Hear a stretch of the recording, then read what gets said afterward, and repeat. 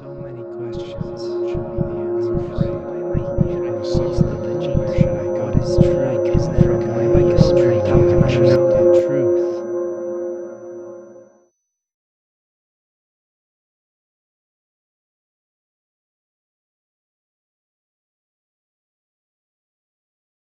Welcome back, everyone, to An Ordinary Search for Truth. I'm really excited about today's episode because I have my good friend, Jacob Parkinson here. Good to be here. We've been talking about doing a video together for a while because we have such great conversations when we hang out. Yep. We wanted to do one that you guys could be included on. Absolutely. So that's what we're going to be doing today. And so without further ado, let's get into it. Our topic today is going to be loosely based around those times in life when you feel real resistance to what's going on, whether it's your relationships, your emotional state, your mental state, your motivation, all of these things. We hit these lows and these resistance points in life. And we just wanted to talk a bit about that and what each of us has kind of noticed or realized in our own experience lately that has helped us get over these obstacles and live life more accepting and free and loving. So Yeah, and it's fun too to think that this experience for me came out of that exact thing. Feeling like I was really upset with my situation. So through, I'm grateful for the lack of awareness I had. yeah. In my emotions at the time that made me feel like I had to reach out to somebody to talk to. Oh. But I'm grateful. So I'm grateful for that. But it's good to be in this space where that understanding is coming back. Yeah. Or it's coming in. Absolutely. Yeah. In my own life, I guess, I think the times that are most difficult for me is, I have a lot of dreams for the future, a lot of things I want to do. And I'm sure you're the same way. Yeah, a lot of goals, Too many. Yeah. And just not enough time. And I realize how little time I have, how quickly life is moving forward. My kid that I feel like we just had is already 4 months old. I'm like, where did these months go? And so I realize how little time I have and how important every day is. And so then when I get into these places where I'm not actively pursuing these goals, these things that I want to have happen so badly, then I'm just like, man, I'm wasting my time. And, 10 years down the road, I'm going to look back on this moment and think, man, if I'd only gotten up off the couch, if I'd only done this, if I had Should have done been more. Yeah. Totally. So that's typically in my experience, what I find the most personal resistance toward. What about you? Where do you feel it most, do you think? Oh man, I definitely feel the same. Like when it comes to my ambition for whatever type of temporal goals, I definitely feel that resistance when I don't feel like I'm actively involved in attaining them. Right. I feel that for me, one of the biggest sources of resistance comes with, for me, when I'm trying to have the types of experiences and connections with the people that I want to have. Like reaching out to friends that I haven't talked to in a long time, I get this resistance that comes up in my body that is like, no, don't do that. This is silly. If that makes sense, I feel like Sure. I second guess and resist my desire to connect with people in a more genuine point because I feel like, Yeah.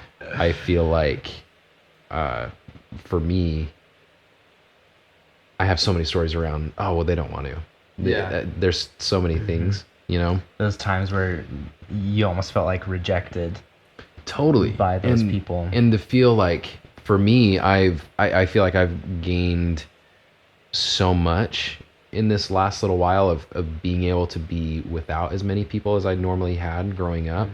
For me, I feel that I've always considered my awareness, my way of seeing things, almost kind of like a special case. And like other people don't feel this way. Totally. Other people are way more outgoing. And in a way that I thought growing up was a humble type of way. I almost felt like I was lowering myself. And I realized how much of an inferiority complex I created through this, but feeling like, oh, well, I really want to hang out with this person. And if I express that to them, they'll probably hang out with me, but they probably don't want to hang out with me as much as I want to hang out with them. Maybe I'll come across as needy. Totally. Or clingy, or like, it's one of those things that I don't know why, but recently that's been probably the biggest thing for me. And the ambition, you know, where I feel that resistance. Same. Which what is that resistance like for you? How does that manifest? Well, for sure. Well, in my awareness course that I'm doing right now, I talk about suffering a lot. I talk about, and suffering is kind of a resistance where there's this reality that's happening, that's going on, these emotions that you're feeling, these thoughts that you're thinking. And, you know, when you start to get this feedback loop inside your own head where you're thinking about these thoughts, you're thinking about these emotions, and you are thinking that they are bad, you're resisting those things, you're judging yourself on those, you know, then you feel suffering. So that's for me, I've realized that suffering is not something that we need to necessarily run from, or when it appears in our life, be like, oh, I gotta get rid of this suffering. Which is what we're shown every day in any type of advertising. Exactly. Escape it. Yes. Get away from it. Get comfortable. Yes. And which is the biggest trap in the world. Absolutely. Yes. Yes. And so what I've realized is that suffering, for me anyway, is like an alarm going off in my life, that it's like, hey, like you're feeling this resistance, this disharmony. Why? You know? And so then it gives me this moment when I'm feeling this anxiety or this stress or whatever it is, this suffering. I take that moment to look inward and think like, well, why am I feeling this? You know? Because my life comparatively is really good. Like there's people out there in the world that have things to suffer about. Why am I suffering? You know? and that's another thing that causes you to suffer too, is you start beating yourself apart, is you're like, oh, dude, well, I have a house and like a wife and a kid. Right. I can't complain. Yeah. Right? And you start to invalidate your own experience, which in turn intensifies the suffering, and it's confusing because you're like, no, I'm telling myself I shouldn't suffer, because we're all bombarded with tell yourself, almost like fake it till you make it type of a thing. And then to realize that is driving and fueling that suffering by invalidating it. Exactly. And that's all, like, I feel like our suffering, our pain, it's just a little, like, it's kind of like a child. Oh, it's the second about to say that. Yeah, dude, the second you take your attention off of that child, or maybe not even take the attention off of it, if you don't provide that child with attention and acceptance and awareness of their existence. With our first son, we've only had him for 3-4 weeks now, and he's the most beautiful baby boy. And I still can't believe that I'm a dad. But it is so funny. He will be as happy as can be, and he'll be content, and he is just, I don't know, he's just so curious. He doesn't really, like, he's not loud, he's more like into something. And the second I get on the phone, he goes off. Like he it's not like he's screaming, but he just gets really noisy. And the level of annoyance that rises. And so that's kind of what I feel like pain and suffering is for us, is that child that it doesn't want to be tossed into the back room for acting up. It's acting up because it doesn't feel that it is receiving the respect and attention and love that it deserves. Absolutely. That it more than deserves, it absolutely needs. It will, like, as a foster parent, like, we've been trained to recognize these cues in children as not being that they're like unruly or that they're just misbehaved children. It's that they are crying out for something that they need that they Yes. don't know how to communicate. Yes. And as human beings raised in this world, our emotional intelligence, when it comes to pain, we have very little awareness, and even like I don't feel like we have very much stock in people gaining that emotional intelligence in their Yes. pain.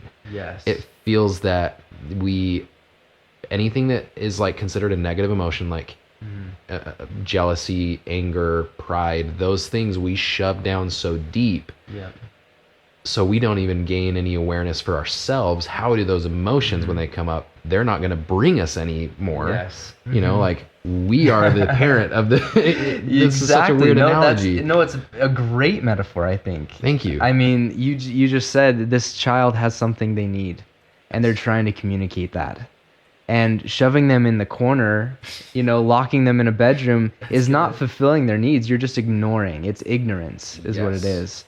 And in a lot of spirituality, this is called shadow work, is that while we were growing up... Thank you. Right, Yes, that's I was exactly actually what it wanting to is. lean into this too. So Yeah, this is great. because as we're growing up, our parents have certain levels of ignorance that they have not addressed, that they were taught. Yeah. A lot of adults in our lives are... All of them, maybe. Yeah, maybe know? all. All of us have ignorance to some degree, but we're raised from a very young age a lot of times to shun these bad emotions. They are bad emotions, right? Yeah. Not just emotions, but you shouldn't be crying, you shouldn't be Yeah, mad, the behaviors you that shouldn't... accompany the emotions. Yes. Yeah, where really we were just crying out for needs. And so then we realized that those parts of ourselves that need something, that have a voice, we are taught that they are not worth their voice. What they need is not worth our attention, and we need to hide them away. And that becomes our shadow self, which is kind of in the background of our psyche, motivating a lot of things and opposite practices, where instead of doing something this way, we do the exact opposite because we don't want to be jealous. And so instead of being jealous, we become insecure. Whoa. You know what I'm saying? Yes, I love that. Do you know what that reminds me of? Like that idea of that, because the term shadow work and shadow Right. self is probably something that a lot of people are hearing more of now. But like Yes. when I first heard of it, I thought it was like kind of like this thing where you'd like touch it with a 10-foot pole and be like, hey, Yeah. I see you. Right. I don't want to touch Right. you, but like, Yes. I can acknowledge that you're there. But like there's this analogy that I was taught growing up. It was taught, like my family taught me it, not like my immediate family, but I'd had family members teach me this. I had school teachers teach me this, and religious leaders teach me this. This analogy of, there inside of you, there is a good wolf and a bad wolf. Right. And in the story, it's an old man speaking to this child, and he says, inside of you, there's a good wolf and a bad wolf. And the child thinks about it for a second, and he says, and the adult says something to the lines to the effect of, and they're constantly fighting. And the little kid kind of sits there for a second and says, which one will win? And he says, the one you feed. Right. And I took that and I still think it's a very beautiful Yes. analogy Yes. in a different context. Right. But with the context that I was brought up in is that any feeling that is ungodly, anger, pride, lust, jealousy, anything like that, should be starved to death. Right. Because Yes. if you let it, it's going to take over your good side.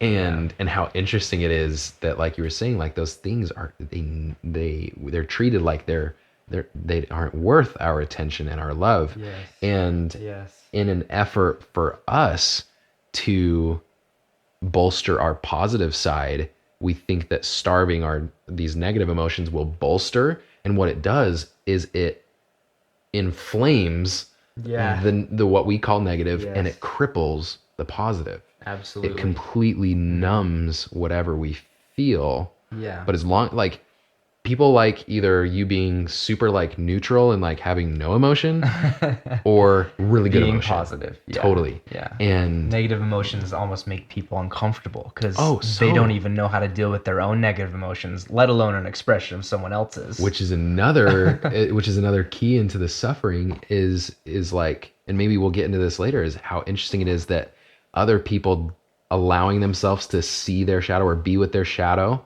yeah. immediately triggers us because we aren't being with that. And it's that I get it. emotional intelligence, being able to understand what you need and communicate that with yourself. You know? Totally, especially with those pieces of us that are developmentally stunted, Yes. that we have given no love to, that we have given no communication to, that we haven't even given any tenderness to. Yeah, And we absolutely. expect those things to just be like, they'll come up and they'll Yeah. just go. It's like they're just on their way. They get it. Yes. It's like, no, dude, Yeah. it's not how it works. When somebody else is expressing anger, like it makes all of us uncomfortable, not because Yeah. the thing is necessarily bad, which we are taught it is. We're uncomfortable because we haven't even faced it ourselves. So how can we Absolutely. hold space for somebody else? Exactly. Yes. Yeah. We don't have the space. I love that. Yes. And in my life, I've realized that within ourselves, within our relationships, a lot of the time, the best cure, it's like a cure-all for everything, is developing this space of loving acceptance, just this giant bubble around you of this loving acceptance. I keep coming back to these analogies with kids because I feel like it's the most prevalent one in my life. Absolutely, But like yeah. when a child is tantruming, how many of us are taught to either ignore it or put them in timeout? Right. Have you ever gone up to a child that's tantruming and look at them in the eye and say, I am so sorry you're feeling this. Can I sit with you? Absolutely. And dude, they're still going to tantrum. Yeah. But what comes out of it is that they recognize, whoa, I'm still loved Yes. when I'm in that space. Yeah, it's that energy Yeah. that you give to them that I think years down the road, they won't remember the tantrum. They won't remember what you said. They won't remember hundreds of them just like it. Exactly. But they will remember how you made them feel as an accepted, loved person. Yeah, which comes back around to this idea of not only are we resisting everything that comes up for us in our shadows, but we actively resist and shove down other people's. Yeah. And so it was kind of like what we were talking about a little bit earlier, is like when we resist, maybe you don't see the effects of that resistance and that suffering that we either cause in ourselves or in somebody else in the immediate, like how you're saying, like maybe we'll have hundreds of tantrums like that and that child will never think about those things, but eventually those compound, and when we are in that space of resisting, we are corroding ourselves. We are corroding everything we think we are trying to protect. Yes. By doing that. Like I am the worst when it comes to when a child is tantruming. I am fed up so fast with it, which is tells me a lot about myself. Like I don't allow myself to just freak out and just like be in that space. So when somebody else does it, it immediately makes me uncomfortable and I shut it down in them because I can't deal with it.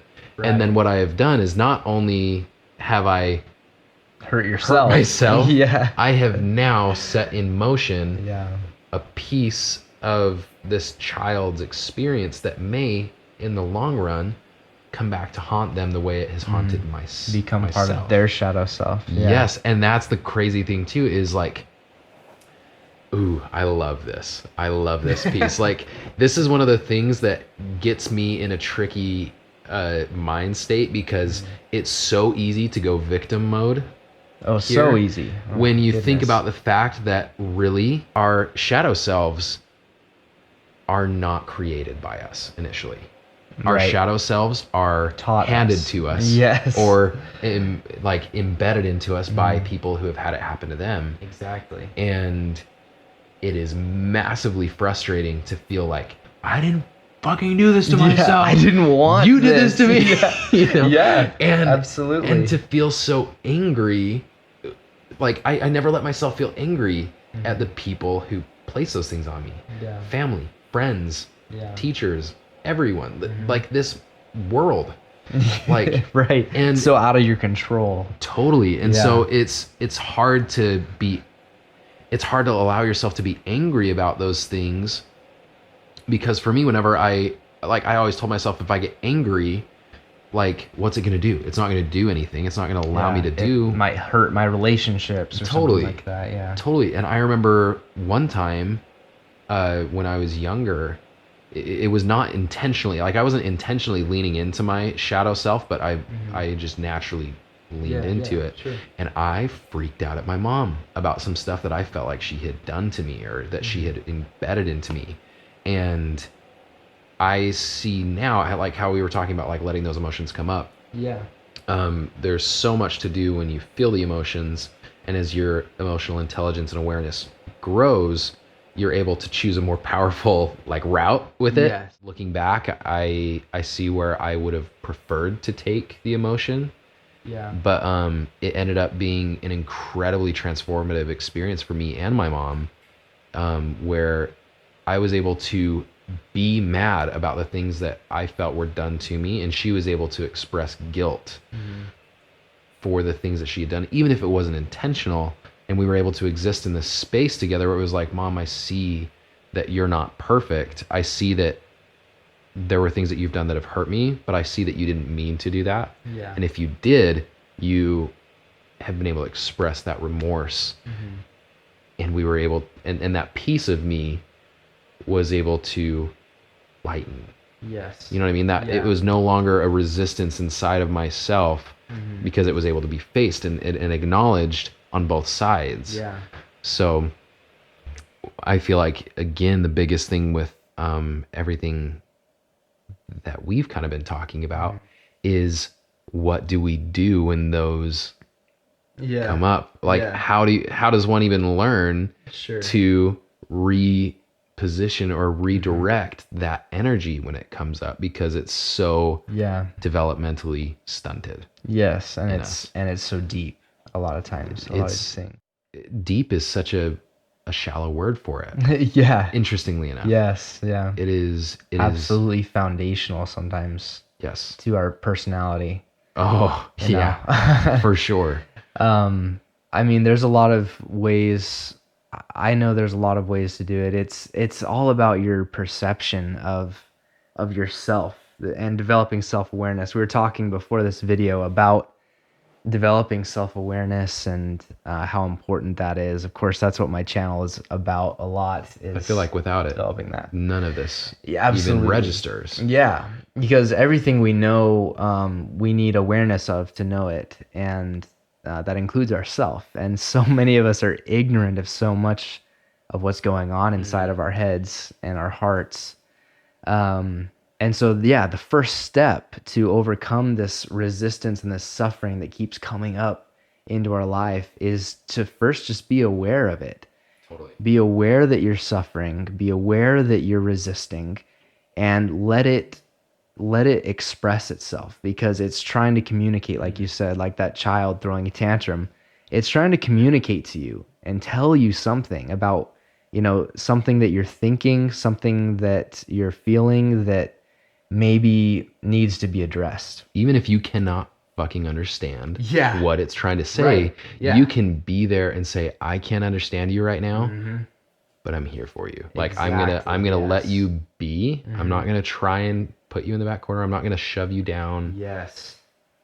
I will understand you one day. You will be able to communicate with me one day. Yeah. Let's just keep this civil. You kind of build a civil relationship with it. Totally. And as you spiritually progress and grow in understanding, grow in awareness, as your bubble of acceptance and love gets bigger and bigger, maybe at some point it's big enough to hold within it this particular aspect, right? And I love that. Then once you have the space you need, once you cultivate this space of love to accept this part of you, then it can talk, then it can communicate, and then you can understand why it's there and what it needs and what you can do to help it. Totally. Right. And how interesting it is that, unlike a child, I don't feel that its language changes. It doesn't develop to fit our understanding. Ours develops a new ear, you know? And Absolutely. and so, like, as an example for what you were just saying, like, a huge issue for me in this past little while has been this resistance to jealousy. And so for me, when jealousy comes up in my body, and I imagine anybody's, it is the most, it has been one of the most disgusting feelings for me in my life. It tingles throughout my entire body. Like, I feel it down my spine, my stomach starts to hurt, and my head feels like all of a sudden it is just migraine status. And so that, I think, is the intensity of it is because it was always so unacknowledged. I don't think it's always that way when jealousy comes up, but jealousy has a very specific flavor. And so what Nathan was saying is, as those feelings come up, we're learning how to, in something that is never perfect, always is an issue, because we're amazing, beautiful human beings. They're very complex. We're so messy. Yeah. And I love it. But as those emotions come up, the first thing to do is be aware of it. Like, so many times I feel like I'm in the driver's seat, and all of a sudden I'm like halfway through town and I'm like, whoa. Yeah, right. How did I get, I didn't even the think autopilot. about, the autopilot that comes in. And so start recognizing those emotions that will come up for you, whatever they are, even if you don't have a name for it, which for the longest time, I didn't know jealousy was jealousy. I thought it was something else. And you ask, why is it here? And maybe it doesn't come to you for years. Who knows? Yeah. And but that's one of the first steps that I feel like it is a great initial step into removing the habit of resistance. And for me, so going back to the example of jealousy, as jealousy would rise up in my body and in my mind and in my heart, I started to ask, why is it coming up? And let's use the example of a couple friends of mine that were hanging out together that I didn't get invited. And that emotion that came up in me was jealousy, and I was mad. I was upset. And so I said, why? I just jumped the gun. I was jealous. And the reason that I was jealous is because I was upset that I wasn't included. And I felt that I deserved to be there. And so in that space, that was one more step. I was like, okay, the reason that I'm feeling jealous is because I love those people. And I wish I was there. And so that's deep down, that's why I'm feeling jealous. It's a longing for love. Yeah, it's a longing for love that I felt personally, maybe not attacked, but like I was not given the opportunity to experience that love. So that was the first piece. And then I start to think even deeper. What does that, like, why is that so painful for me? Why does it make me mad?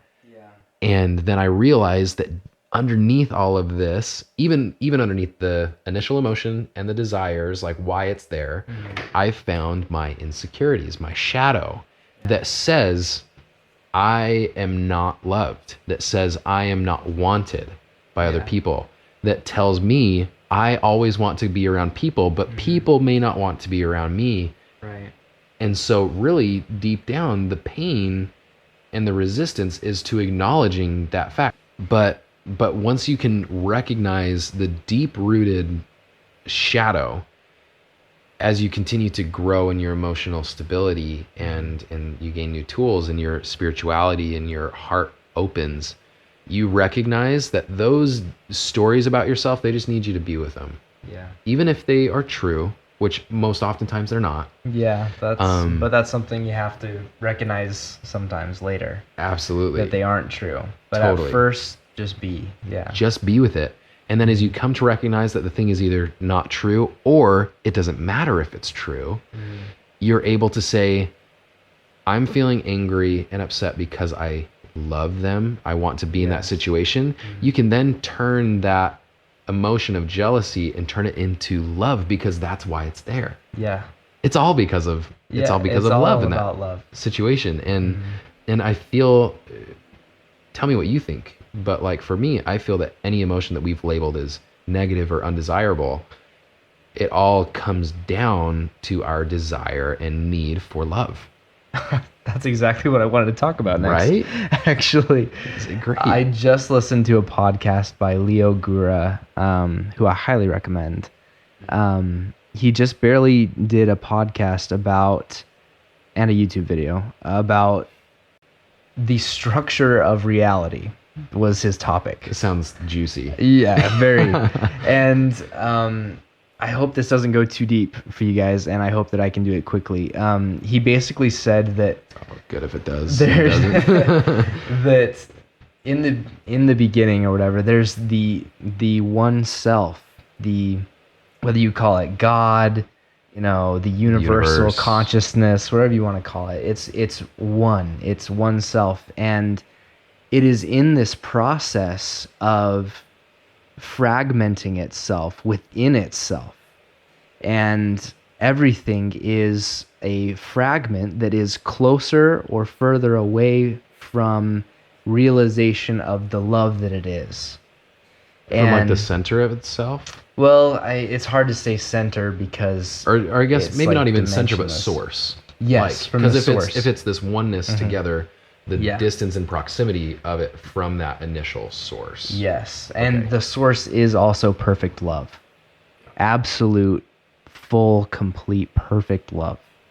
And so as it fractals itself, it's doing this because when it exists by itself as perfect love, it has no one to share this love with. It's It's alone. It's completely useless. Yeah.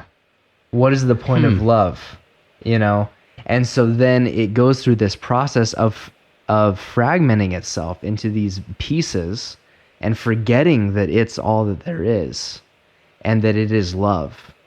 And it's in this universal process of then gravitationally with its love pulling all of these pieces closer and closer to it until, and that is what our life is about. Is we feel like this fragment that is separate from this love that is actually intrinsic. That we believe we are separate from. Yes. And And so everything in our life, all of these negative emotions, all of this stems out of the belief that we are separate from love and that we need to do something to get that love. And when we don't get that love, it proves to us that we weren't worthy of that love. Yes. Or that we are separate from it. absolutely. Wow. Yeah. So when you That's feel really jealousy, it is your longing to be united with that love that really you are. Yeah, that I already possess and that possesses me. But we're outside orbiting the source, trying to figure out how to spiral ourselves back in. And that's, whether it takes a lifetime, whether it takes several, who knows, but it's all this journey towards that love and acceptance, that bubble of love and acceptance growing and growing until it encompasses all that is, right? That's beautiful. And it's so cool to think of it in a way. If we had this conversation a year ago, totally wouldn't have even registered for me. And it's really cool to think about, like, wow, how much growth has come. Yeah, same And for me. Exactly. Yeah. And to feel like, even when you say this perfect love, in the past, I feel like whenever I imagined perfect love, I imagined this like beautiful, brilliant star, right? And as it is being experienced and it's creating this reality, Yeah. without the dark, without Sure. these things that cause us to, like you said, like want to spiral back to it, we would all just be like little Teletubby, like everything's perfect, Yes. without any awareness and gratitude for how immensely meaningful and beautiful it is. Absolutely. Yes. So that's Yes. kind of what I was more meaning, is that like as love is fractaling, it's not just creating perfect love, it is at its source creating that and putting that into every single piece of everything so that it always alludes back to it. Exactly. But in order to get our attention, in order for whether it's human awareness or animal awareness or even just Whatever. natural awareness, Yeah. like that it all stems back to this beautiful peace and love. And that just hit me as you were talking. It's like, wow, and how cool it is that like when we resist all of these things that we consider to be the opposite of love or in opposition to love, Right. we don't experience more love. No. We actually are hidden from it. We Yes. hide ourselves from it. We Yeah. shut it out. Because without the darkness, without the pain, we in no way could experience love. And so again, when we are resisting anything, Anything. like it's so irritating to think of it. It's really that encompassing. Yeah. Whether it's an emotion or an obstacle or Person. a person, whatever it may be, we are not driven towards what we think we are actually fighting for Yeah. or what we're resisting to. Yeah. Like it's almost like if you're going down a slide and you don't want to get wet, like you resist going down and you attain your goal. Right? But it's not like that. No. It's not that type of resistance that is like, oh, I kept myself from falling down into that. It is a resistance that keeps you from experiencing the very thing you are trying to get. Yes. You know? Mm-hmm. It's yeah, I feel like the opposite of love is the belief of separation, right? Which isn't it so interesting that it's not hate? Yeah. Like, yeah. I love that. You know, it's the belief of separation because of love separation. is unity, right? When we love our partner, we want to unite with them. We are constantly being taught that we are separate from people. We are separate from each other. We are separate from different races. We are separate from different countries and cultures. Yeah, absolutely. And so what, for you, a unity with somebody, even if there is distinctions, Yes. it's a distinction, not a difference. It's a distinction, not a separation. Yeah, That's is what I something meant. I say, yeah. Interesting. Because true separation we can't actually find, even scientifically. At best, we're all just vibrating energy in a field, right? Which is weird to think that like my atomic field is just a little bit more dense than the one it's touching. Yeah, right, exactly. Which is weird. Yeah, so separation is something that we've created in our minds, in our thoughts. Separation only exists to the degree that you think it does. But distinction is something that reality is doing. And that's all it can do because it can't truly separate from itself. Reality can't truly become separate from itself because then there would be two realities. We draw lines between each other. But at the end of the day, love is what can unite us. So I think, we've started talking about resistance and suffering and all of that. Definitely in my experience, the key to overcoming these things is it doesn't matter what you're suffering from, whether it's your own demons, your own shadow self, whether it's other people, whether it's your circumstances in life, difficulty with money, whatever it may be that you feel you're suffering from. It's the art of cultivating love through awareness. Firstly, awareness, which leads to understanding, and through understanding breeds love. So I love that. that's, I think that's something that all of us could work on, Totally. And it really does, I feel like, encompass everything that we wanted to talk about in this situation. Yeah. Is that is, even when it comes down to it, is the key to overcoming these things is accepting and loving them. Absolutely. Yes. They'll always be there. There's always going to be the next issue thing, or the next thing that we perceive to be as an issue that causes suffering. And it is such a beautiful opportunity that we have every single day in so many different situations and ways to practice our ability to unify ourselves to everything around us. Yeah. Yeah. I mean, what else is life about, right? We're all trying to unite with something, right? Whether it's wealth, whether it's happiness, whether it's whatever. We all want to unite with what we believe will bring us happiness, what we believe will bring us love, you know? And sometimes that's, at the bottom of a bottle. For a lot of people. Yeah. And But that's not, it's temporary to love in that way. But when you cultivate your like, I kind of call it your bubble of love and acceptance that can get bigger and bigger and include more and more people, that really will be a fulfilling love, a fulfilling uniting is with other people. one that is not needing constant validation, one that is like sufficient enough for itself. Yeah. One that is, I feel like more than anything, it is able to sustain. It's been a pleasure. We're going to wrap this episode up. But thank you so much for having me in your beautiful home. Oh, thank you for being here. Yeah, this has been wonderful. Some beautiful stuff. So thank you all for watching. If you enjoy what you see on my channel, what I'm doing here, definitely hit a like down below.